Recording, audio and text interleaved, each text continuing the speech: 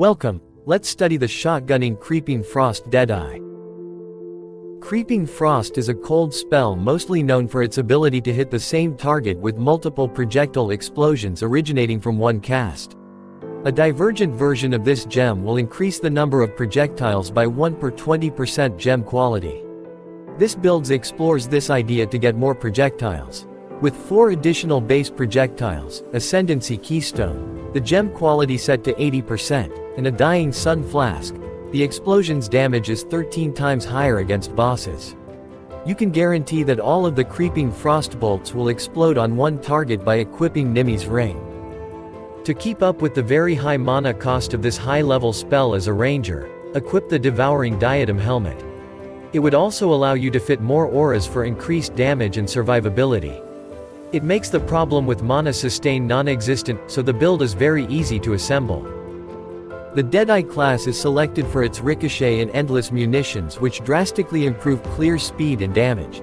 There are more projectiles that will always chain once. With Focal Point, your sniper's mark is more effective, which will result in more projectiles when fighting bosses. The build feels like a typical spellcaster, and you won't need any extra projectile speed or area of effect from items to make it work. It deals cold spell damage that is tied to your cast speed, critical strike chance, and multiplier, so it leaves a lot of room for upgrades. For defenses, it uses spell suppression, maximum life, and small amounts of armor and evasion, so it's very fragile, but able to withstand the first few hits from any boss. It's rarely an issue as even the biggest enemies die within seconds. Clear speed is good, but your projectiles fire always in random directions, it slows you down a bit. Single target damage is extremely high due to the shotgun effect. The price is high, mostly due to the NIMIS Ring.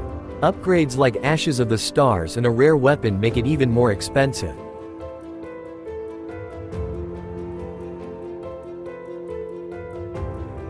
It's a very simple spellcaster that nonetheless has some peculiar qualities. The Creeping Frost gem quality will be important, but it's only sensible to increase it to a number divisible by 20, as that's the threshold required to get another projectile. Mana reservation efficiency or mana sustain should not be an issue as you're using the Devouring Diadem. NIMIS is necessary. Ashes and Diala's Malefaction are highly recommended. The Devouring Diadem grants a huge bonus to the reservation efficiency for socketed spells, Eldritch Battery, Constant ES Recharge, and the Feast of Flesh skill, which regularly replenishes your resources. Atziri's Reflection can be used to gain tons of intelligence, elemental resistances, and to reduce the effect of curses on you completely. The 30% quality from Ashes of the Stars combined with another 30% from Diala's Malefaction body armor results in 3 extra projectiles for Creeping Frost. Skin of the Lords grants extra 2 levels to socketed gems and increases defenses like armor or energy shield. We recommend Ashes of the Stars for the amulet. It increases gem level, gem quality, and reservation efficiency. It synergizes very well with the divergent Creeping Frost. With NIMIS, all the fired projectiles will return to you. It allows you to deal massive bursts of damage against bosses. Forbidden Flame and Flesh. Nearly any raider's keystone is great, but Nature's Boon will help you immensely with Flask sustain. Most of the Zealotry and Hatred modifiers on a Watcher's Eye are great, especially the Cold Penetration. It's a crit build, so having increased spell crit chance and multiplier is very important. Energy Shield will play a role your mana pool does, and to regenerate it you won't need any extra items or passives. For defenses, seek maximum life and spell suppression chance. Keep your chaos resistance high too. Gem level for Creeping Frost and cast speed are especially good. An increase to gem level of all, or only cold skills, are the best options. Try to get 2 of these modifiers on your wand or scepter. Cast speed and increased spell or cold damage are great. Crit modifiers can be of use too. If you feel like you don't need a shield, get 2 good weapons instead. Seek mostly the defensive modifiers on a shield like maximum life, resistances, and attributes. If you're using a shield that requires intelligence only, get the +1 to level of all cold spell skill gems. Rare body armor could increase your spell critical strike chance, provide you with more maximum life and elemental resistances. On your boots, focus on maximum life, resistances, and movement speed at first. Later implement the onslaught and elusive modifiers. Rare gloves with eaters implicit that applies cold exposure on hit could be very good. Maximum life, attributes, cast speed, and resistances will be useful too. Get a belt with a lot of maximum life, attributes, and strength. There's not much else here. Rare amulet can be used to increase the gem level of Creeping Frost, more maximum life, attributes, resistances, and critical strike modifiers. Life, resistances, and attributes are the stats worth looking for on a ring. Try to get as much of them as you can here. Use jewels for an increased maximum life, attributes, and resistances. Critical strike and cast speed mods are the second best options. We've used a large cluster jewel with some notables for more cold damage or general elemental damage and resistances. Get medium cluster jewels with eye to eye and repeater notable for much more projectile damage. There are 2 unique flasks you should use. Bottled Faith, to deal more damage and for a higher crit chance, and Dying Sun to fire more projectiles. You will also take less fire damage.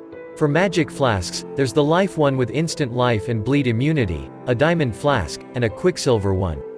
Replace it with a silver flask if you can't get onslaught any other way. Their suffixes should increase your cast speed, critical strike chance, or armor.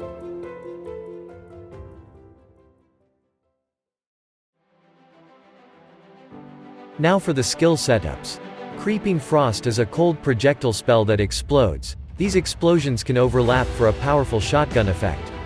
Use the divergent version for more projectiles. Link it with Cold Penetration, Spell Echo, Empower, increased critical damage, and increased critical strike support gems.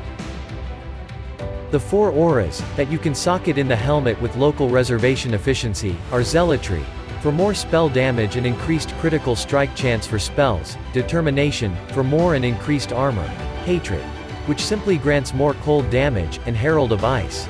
It adds cold damage to spells, and shatters frozen enemies on death, which increases your clear speed. Sniper's Mark makes marked enemies receive more damage from projectiles, which splits after hitting the target. Frostbite reduces the cold resistance of affected enemies. Arcanist Brand is used here to apply 2 curses with a single key. Be sure that your curse limit is 2, you should have allocated Whispers of Doom. Tornado, an orb-type spell that you can be hit by you and the opponents. It deals reflected damage based on the damage absorbed.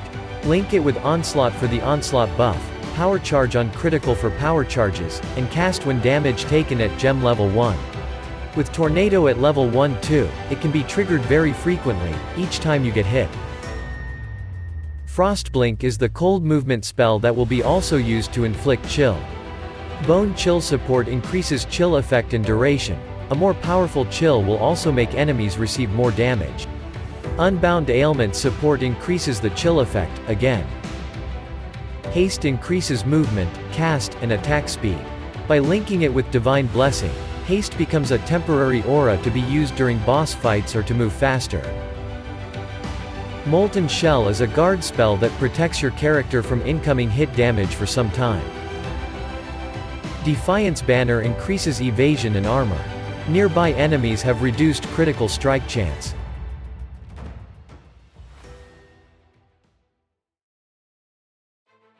Killing all 3 bandits for the 2 extra passive skill points is the obvious solution, you don't need their favors.